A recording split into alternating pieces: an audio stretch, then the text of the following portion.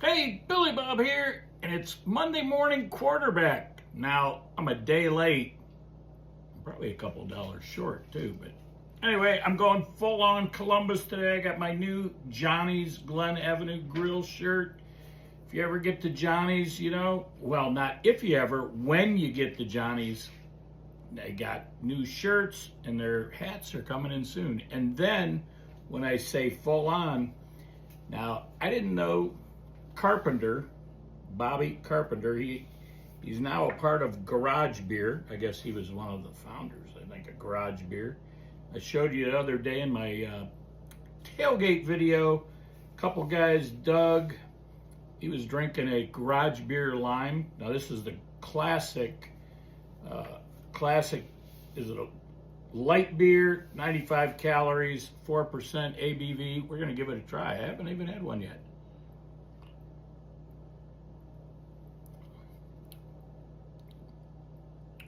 It's all right. I can't say anything bad. Can't say anything bad about it, nor would I, because Carpenter probably come up and slap me down, or come down and slap me down since I'm in the Natty. That is Cincinnati. Okay.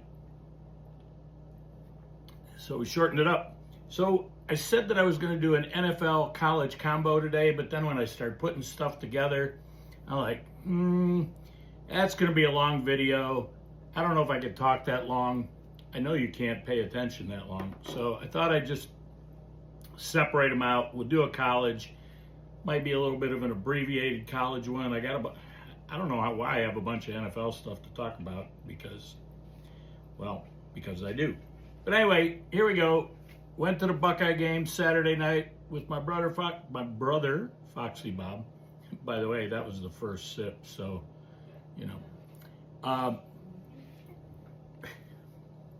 this is Billy Bob. She's in the room. She's been here with me all day. She knows it's my first sip, and she is my ship's coming in. We've been sitting in this damn room all day. It's raining like hell. Oh boy. I did not hit my head either, so I don't know I have no excuses. Where was I? Oh, went to the game the other night, Foxy Bob. It's the first night game I've been in quite a while. Certainly the first night game since all the enhancements. I thought the atmosphere was great. And I even met some UCLA fans at the hotel Sunday morning. And good to hear. They love the entrance, the smoke, the flames, the music. They live outside of Atlanta, but he went to UCLA. And they said everybody, whether it be inside the stadium or outside the stadium, could not be nicer. So it's always good to hear because I think it's more of the M people, but you'll hear from time to time, oh, Ohio State fans, they're like arrogant and they're mean and nasty. And I've never really experienced that. I told these people, I remember when Nebraska came into the Big Ten, and Nebraska fans came to Columbus for the first time, and everybody was very welcoming. Welcome to the Big Ten. Hope you enjoy yourself. And by the way, this was the people. It was also, and it probably goes without saying, but it was their first time in the shoe, and they thought it was an amazing place. So I thought I'd share that with you. The game was the game, right? It was kind of what the expectation was. Take care of business. UCLA, get out without a lot of injuries. We had a couple little scare. I don't know if they're even scares, but a couple little dings here and there. Carnell Tate didn't play. Jeremiah played a half. A lot of people are freaked out that Sayin played more than they thought. What I call the couch coaches, the head couch. And look, we all want guys to get reps, the backups. But so then the other freakazoid part of things was Jeremiah was seen walking in the tunnel, limping a little bit. But Ryan Day said it's been a nagging injury, and he's dealing with it, meaning Jeremiah. And if he's been dealing with it, we've seen no signs of it, right? So they wanted to give him a rest. I think somebody calls it load management. We're going to kind of rest some of these guys here and there. And I don't know if you remember last year, Jeremiah tweaked his ankle in the Northwestern game. That was when one of the Northwestern players, it was actually I thought it was a dirty play where Jeremiah's on the ground. And the guy kind of wrenched his lower leg and ankle. Kind of BS, the ref didn't catch it. Just like the ref didn't catch, there was like, what do they call those? A hip drag, or, in the NFL, that's a 15-yard penalty where you kind of grab onto their hips and then you try and tackle them with all your body weight, just kind of drag them. And they did that to Sayin. He got a little ankle twist, but he said he's all right, tweaked there. Got out alive. So the whole Sayin thing about Julian Sayin playing longer than he should in the head coach's mind. I said to my brother during the game, Ryan Day's not happy. And probably you guys saw this because they put his face on TV. He definitely was not happy in the first series coming out of halftime, because he is big on, all coaches accentuate it, but he's even more so the last 4 minutes of the first half and the first four. And they came out first four. I'm sure Day's expectation was they're going to go down and score, and they didn't. I think they even went 3 and out. And it was not even a good-looking series. It was kind of ugly.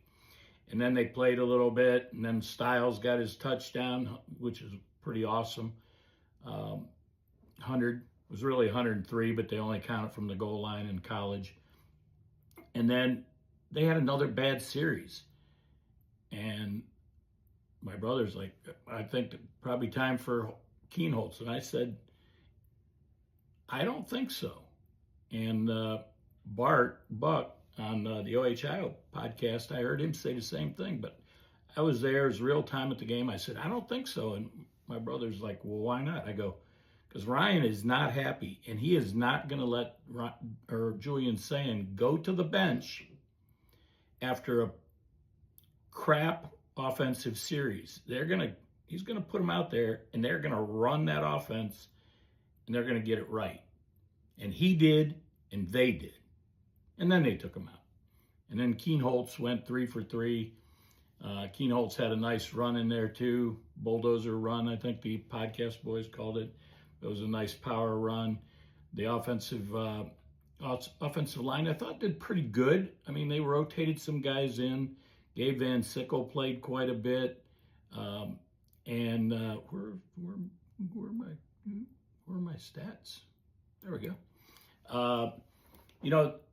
Sayin,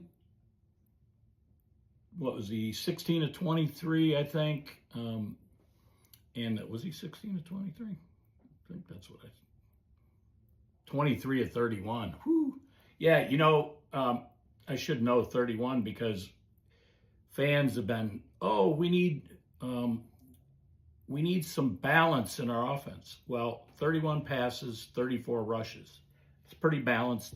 And that actually was about 3 or 4 plays over the Buckeyes' average all season long. They were about 61 and a half plays all season long. So pretty good job there. Wasn't Julian Sayin's best game, but he was out without his 2 best wideouts, playing redshirt freshman Mylan Graham, true freshman Quincy Porter. They had 9 receivers. 9 guys caught passes in that game. So you just think, all the timing. Bryson Rogers got his first touchdown pass or reception. So all in all, it was a pretty good day. And reading, UCLA ran a lot of zero blitz. So all out blitzes, no deep safety. You do that when you think you're either going to get to the quarterback quick or you don't fear the receivers. Now, would they do that with Tate and Smith in the game? Probably not. Why not? Because they'd get torched, right? So Everybody's been screaming about special teams. Got a special team touchdown. I heard Coach Day say kind of put Nate Ebner in charge of kick returns, and I also heard Sonny Styles say he thought when he grabbed that ball and he started coming out of the end zone, he said, I better take this to the house or Coach Day is not going to be happy with me. So, by the way, Coach Day reiterated that after the game. Let's go to a couple other things. I guess we'll stay close to Columbus. We'll go up the road about 3 miles, although this game was played at Wrigley Field. Northwestern and the Blue, the Wolverines, and looked like Northwestern was going to pull it out. The Blue kick a field goal. Time expires. The kid had missed 2 field goals, albeit one of them was 60 yards, and it was long enough. He was just wide to right. The kid Zapata. But I don't even know why was Northwestern even in this game? Because the Wolverines, 5 turnovers, 2 interceptions, 3 lost fumbles. They ran the ball pretty decent. Jordan Marshall, 142 yards, and Bryce Underwood had the best game, I think, of his career to date. He did throw 2 picks, but 21 out of 32 for 280 yards. And the crazy thing is they held Northwestern to 2 for 12 on 3rd down. 2 for 12. I mean, that's a hell of a job. They were 1-1 on 4th down, but and the Blue had the time of possession. So it was pretty even throughout the game. It wasn't like swings back and forth. One team scores a bunch, the other team scores a bunch. So Wolverines still 8-2. They played a 5-5 Northwestern team that actually has played some teams pretty tough all year long. So let's see something here. Toggle over here. Let's look at just run down real quick on some of the games. I didn't see them all, obviously, but Indiana, that game was close first half, 10-7, and then Indiana opened it up, shut Wisconsin out, scored 21 points in the second half. South Carolina, some people say if Shane Beamer wasn't on the hot seat, he should be on the hot seat or even fired after he was up by 27 points and they lose the game by 1. A&M, 28 unanswered points. Oklahoma takes down Alabama. That game was, I don't know if it was as close as the score, but Ty Simpson had a tough day. Oklahoma's defense played well. Simpson, tough day, still passed for 326 yards. Texas got throttled by Georgia. They got outscored, 21-7 the second half. Texas Tech kept rolling. Notre Dame, big over Pitt. That game was really never in doubt. Jeremiah Love, 147 yards, still making a case for the Heisman.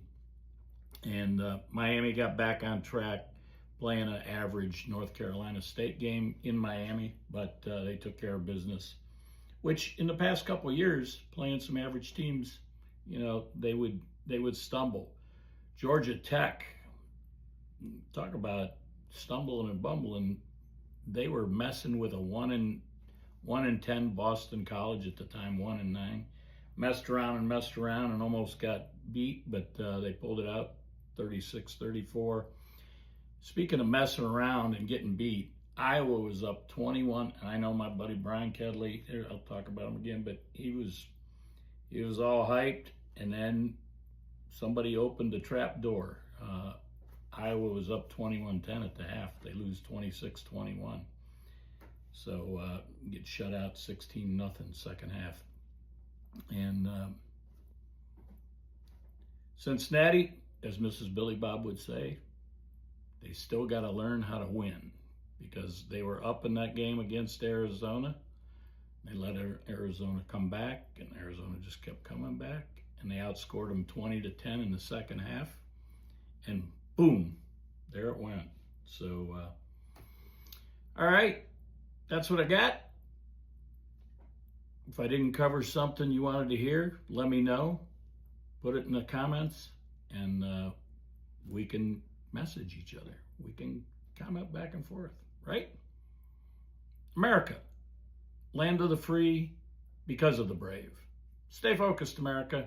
Billy Bob, peace out.